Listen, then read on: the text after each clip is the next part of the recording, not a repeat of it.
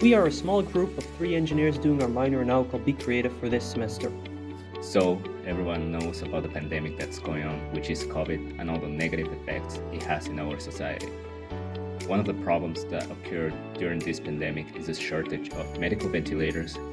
This has been happening everywhere, but mostly third world countries. Because of that reason, we have decided to make a low-cost, user-friendly medical ventilator that can be used anywhere by anyone.